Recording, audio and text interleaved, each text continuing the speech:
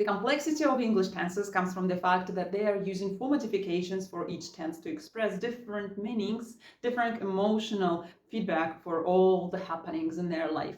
However, we can conveniently put it in a table and explain the logics. For instance, present tense only uses the first form of the verb. If you look at present simple, then you can see that they are using the verb do or does, which is the first form of this auxiliary verb, to express whatever has been done. So they are stating facts.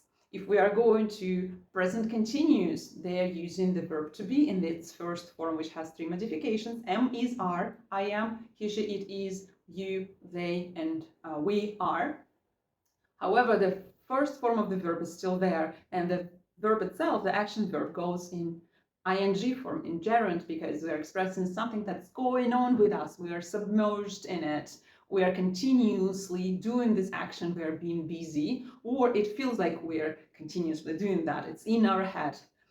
Then moving on to perfect tense, the auxiliary verb is again in its first form, has or have. He, she, it has, the rest have done something. So the verb, the action verb, is the third form because we have it done. It's the result, it's an achievement, it's something that we've already experienced, and we can put a check mark, sort of, that yes, I've done it, even if it's badly done, poorly done, or I've done it halfway, still I've done it, right?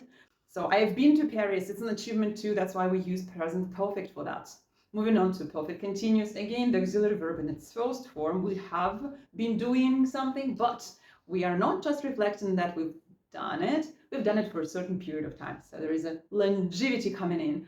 I have been swimming in the morning for 2 hours in the pool.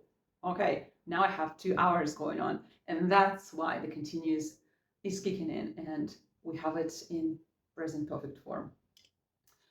If we need to go to the past tense, the only thing we need to do is actually move all the verbs into the second form. So do becomes did, have becomes had, and be becomes was and were, which is the second form of the verb to be. The rest stays the same. For the future form, we'll have to add the modal verb will, which will reflect our willing to do something, our wish to do something, because will is actually a desire to do something, your commitment. That's where it comes from. And modal verb will simplify things for us. After that modal verb, we only can put the first form of the rest of the verbs. So I will do something in future simple. I will be doing something tomorrow at 5 p.m. I will be meeting my friends. Or tomorrow I will have done it by 5 p.m.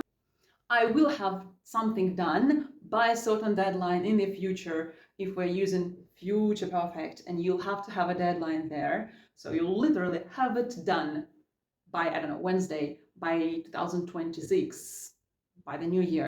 And future perfect continuous is rarely used, but it is needed when you need to state that something will be taking part or will be happening for a certain period of time by a deadline. For instance, by Wednesday, I will have been studying English already for 3 days. For instance, if you need to report to your trainer that, hey, by 6 p.m. tomorrow, I will have been running on a trail for 2 hours already. So that's when you will use future perfect continuous. Hopefully this is understandable and comprehensive. I will be happy to explain more examples and more details and more nuances and make sure that it all gets soaked in your understanding and in your logical system. And then we'll of course practice that. See you in the lessons.